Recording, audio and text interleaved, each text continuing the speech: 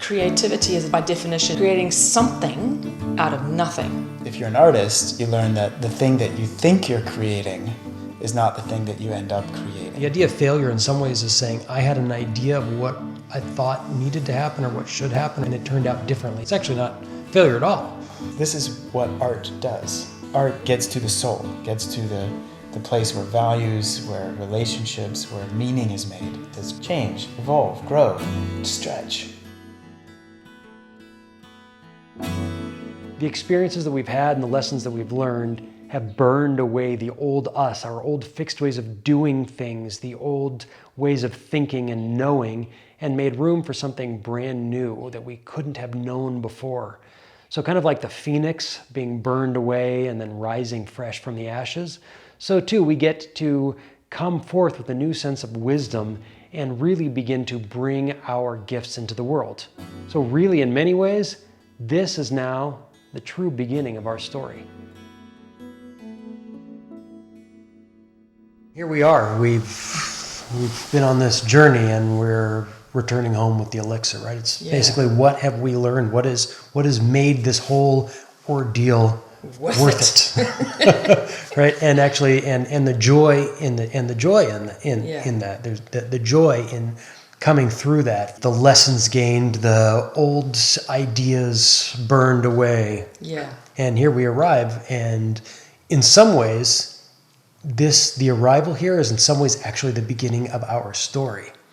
It's right? a new call to adventure. It's a new call to adventure, but it's a new story. And you know, it's interesting. There was a animation director from Ireland, and his name is escaping me at the moment. But I was reading an interview with him, and he said, you know, I hate sequels. Because in filmmaking, you are supposed to tell the most dramatic 2 hours or period in that character's life, the most transformational moment. That's what you capture. So a sequel either means you did a bad job the first time right. Or you're going to do a bad job this time. Right? But there is actually something to be said for that idea. Right, which is that we've learned something, and now we have a whole new set of challenges to face. Yeah. And it's not that they are more or less, right? But they are new, and they will challenge our new capacities, right? Well, it's like Harry Potter. I mean, there are 7 challenges. Each book is a hero's journey. And it keeps going, and it's. I mean, I have no problem with the fact that there's a new call to adventure at the beginning of every Harry Potter, right? Right. So in some ways, what we, you know, this coming home is this moment of, it feels very good, right? But it is also a great ending of any journey is actually the beginning, a new beginning. Yeah. Well, I would say that's true, and I'm totally with you on that. And it feels like that. Like I'm about 45, going on 46, and it really feels like, to me, my entire life has been a preparation for what's coming next. It really, I mean, I'm very clear. I'm sure when I'm 90 years old and about to die, I will look back on my life and say, yep, that was true. It was true then, and it's true now, because of what came after. So I feel like I have been through a preparation, and the hero's journey that we've described has been that. And without that kind of preparation, I could not do what I want, what I'm here to do. And it's so clear to me what I'm here to do now. But it took me 45 years to find it. Because you are doing something now, and it's important. And though the entire world doesn't know about it, and there's not a huge body of work, you are doing it. Yeah. So definitely acknowledging that it's happening now, and the work of social sculpture and being a social sculptor, and doing the work of continuing to research and learn and taxonomize, the inner life of human beings at scale and on an individual level is my work. And I find it endlessly fascinating. And I truly believe that this kind of work is what we together, not me as an expert or me as a leader or whatever. I'm not saying that I'm going to do this myself, but what makes it interesting to me is that it's a co-creative effort. Me and a whole lot of other people, we're working together. You know, the community and the love that is, that's what's interesting. Not that I'm an expert in something, because I'm not. I'm like, you know, beginner's mind. It has to be beginner's mind. Otherwise, it's not, right? My expertise isn't what matters. It's my presence that matters. Right. And this is what I've learned over the past 45 years. And that means I can participate, I can do it. It's very, very empowering. Anyway, that's my reflection on that. What about you guys? The importance of tools that you brought up, I think, is, hits a pain point that people in our community have felt. One of our beloved community members and friends said to us a while back, I am using stone cutting tools to write calligraphy. And what she meant with that is that in her life, with all of the workshops and books and seminars and trainings that she's done, she doesn't feel like she has the tools that she needs to do her inner work for her leadership work, which is a remarkable statement because there are a lot of offerings out there. But it stuck with us because I wondered, what's missing? What could we add that hasn't been added? What could we do that hasn't been done? And what we eventually came to through our work was the marriage of the inner work with the creativity competency.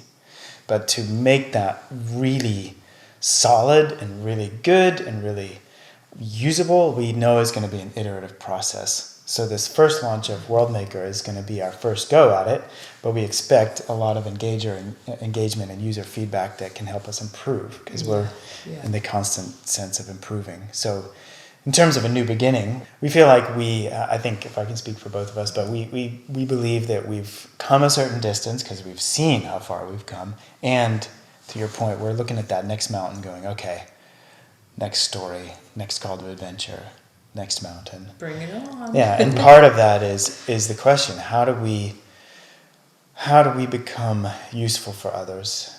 How do we hone what we know and what we can do into tools that can be readily taken up and applied out there in their work? Yeah. And that is a reversal. That goes from, how can I prove myself in the world and become a great artist to how can I use the gifts that I've been given, or how can we use the gifts that we've been given to create really good tools, really good concepts, really good useful things. And I love the image of a tool because a good tool is transparent. If you picked up a hammer and to nail a nail and you felt like you were having to deal with the inadequacies of that hammer, the handle was floppy or the head was shaped wrong or it was too heavy on the wrong end or whatever, it would not be a good hammer. It wouldn't be transparent, right? If your eyeball was cloudy or your ears weren't completely open to the sounds, in other words, if you experienced your sense organs when in the act of using them, they wouldn't be transparent. They wouldn't be good sense organs. So the tools that you mentioned, we're on the quest for tools that transparently give access to the latent creative capacity of a human being. Yeah. There's this kind of the two pieces of, the two sides of this. We want a tool because we want it to do the job well, right? And that's really important. But the other thing is a certain expectation of the tool, right? And that expectation of the tool is can both be dangerous and beneficial, right? Is that I expect this tool to do a certain job, but it's not going to do the job for you. No matter how great your hammer is, it's not going to hammer in those nails, right? Unless you also know the How to motion. swing it. Yeah. And if you've ever worked with a carpenter, which I have, I've worked with carpenters who, boom, it's perfect in exactly the way it needs to be, right? Yeah. On one thwack. Yeah. For me, it's Yeah, three or like me. a couple, and maybe it's It's the big. last one I've got to go just so I can get it just right. because I don't want to dent the wood, right? Yeah. So, and I bring that, and I say that because I think there's a buzzword that finds its way into other people who are offering tools for those who are searching for being more productive or being more effective in the world. The buzzword is results, and it's a buzzword that bothers me a little bit, right? Because it's taking it takes the purpose of what we're doing. In some ways to benefit ourselves personally. And the reality is that the benefit, we always want to benefit to ourselves. We always want that, right? But there is an emptiness that comes when the benefit is just for me, right? And so this word results is looking for, it actually takes away from the 3 P's that I mentioned earlier, right? Because that is not, when we enter into practice and we have patience and we persevere, right? There's something that allows the world to share with us what the world has to offer. So we can actually be open. We're opening all of these our sensory capabilities to what is possible, right? As opposed to a result that we are looking for. It's kind of like when we're going for the result. In a certain sense, it is we are opening the refrigerator and we are going to get ketchup because we have a certain desired outcome, and that is I'm going to the refrigerator to get ketchup. Yeah. And ketchup is always on the door, right? Yep. So I go and I open up the door and there's no ketchup, right? And it's frustrating, right? Because I'm here for ketchup. That is the result that I want. And I don't see the ketchup. It's one of the most common things that happens, right? Is that you open it up and somebody, your kid, instead of putting the ketchup where it belongs, puts it in a different place. And you don't see the ketchup. And you look around, why is there no ketchup there? And the kid comes up and says, it's right in front of your nose, right? Because this idea of going for the result is that if I do it this way, this is what's going to come. And I can go and I can get the ketchup from the refrigerator door. But when it's not there, I don't actually see it. Or I might miss the fact that, there's Thousand Island or there's ranch somewhere else, right? So this idea that when we're going for a certain result that we're actually closing ourselves off to so much potential and possibility beyond what we have set as the result that we are aiming for. And I bring that up because I think it's just so important. We all know that we set off on a journey at some point when we're 20 to do a certain thing. And sure, there are those people who are 16, they say, I want to be a medical doctor. And they start taking AP classes in biology and they go and they become a doctor. And that's wonderful. And it's great that the world has those people in it. It's hugely beneficial to the world and it's great for them. But that isn't actually the way the world works for most people, right? That's a very select few, because not only do you have to have that type of conviction that's going to carry you all the way through, but you also have to be in a place where you have the opportunity. You have to be able to afford that school. You need to be able to have been in a school that can prep you. You need to live in a country whereby you even can get primary education, right? So there are all sorts of conditions that don't exist for most people to either have that specific goal and aim for it because they have that internally, or that the conditions around them would support that, right? So I think some of these tools that we're talking about is actually is something that isn't specifically going for results, a specific result, but it is actually going for a discovery. It's moving in a way that actually allows us to have the freedom to actually meet what is needed of us and what we truly want. And some of that freedom, once again, is going to actually be shedding some of our patterns or coming to understand what are our patterns. Why is it that I want these things, so that I can actually have the freedom to choose and actually find the thing that I need to do. And that's and that is also the creativity. Yeah. Right? Well, if you, Well, I think that there's many people have the experiences that you can really spend a lot of money on great tools, but not be able to make any great things. Yeah. So it's always a bit sad to see a fully fleshed out carpenter's workshop or audio studio or art studio where the equipment is more impressive than the results. But the difference is that you learn to use the tools, you learn to use your imagination, you learn to use your capacities so that in a creative process you get results that you're happy with. And I think you learn that if you're an artist, you learn that the thing that you think you're creating is not the thing that you end up creating. And you learn to embrace that. You learn to embrace that each artwork is a journey of discovery. And so, anyway. And isn't life normally like that too? A creative life would be like that. Right. You know, a creative life is a life lived with emergence and surprise and meaning making as you go, not just at the beginning of every new phase that you're going to then implement and realize in predetermined results. But I might even argue that every life actually is like that, whether or not we can enjoy it or actually really go through a process of self-growth and benefiting of others through that, which always happens. And I think that is where the creative life is the life that can do that, as opposed to just having that we start here and we end up where we didn't think and have regrets or doubts or wishing it had been different or...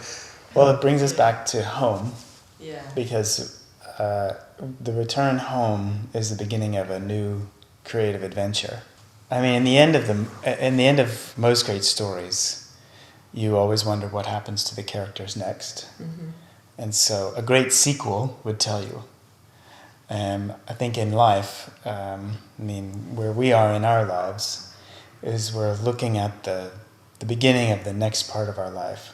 And I guess you can always say that, but in our case, it's not arbitrary because we just had so many things come to a close in the last few years, including everything from work streams and client relationships to physical deaths and things like that.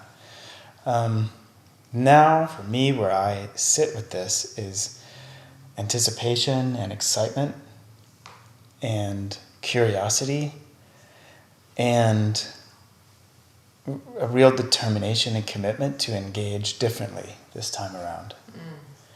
And so curiously, I've just gotten some emails yesterday and this morning from people that I knew in the last 10 years or long ago who want me to engage with them again. But I don't want to engage in the same ways that I've engaged previously. It's just not worth it to me. It's painful to me. So I need to approach these coming home, seeing familiar faces, seeing those same old people. But I need to engage differently in order to be the person that I am now.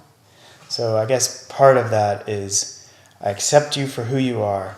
I am vigilant with myself and how I'm connecting and reconnecting with you because I've outgrown the self that you knew. What about you, Matthew? What's coming home mean to you? A lot of it has actually been really actually having faith that I can determine the choices that I make going forward. There was a lot of sense of recognizing how the outer world was impacting my ability to do what I want to do or what I, in air quotes, was meant to do here, right? There were these outer forces pushing on me that were restrictive. And I think there are probably a couple of metaphors that can sort of shift that. One is that I got compressed so much that now I'm a diamond. But I think perhaps better is the carrying of that weight all of a sudden became light when I saw that a lot of what was actually coming was not what was coming at me, but my relationship to it, my reactions to it. So this, a lightness of being in some ways truly came with the letting go of there needing to be a certain outcome. One project was very sad that fell through. It was one that I was truly excited about. And it came at a time when I decided I don't want to do something I'm not interested in. I'm done with that. I'm not going to work with Kevin Costner just because he's Kevin Costner and because it will be great for my career. I'm not going to do that.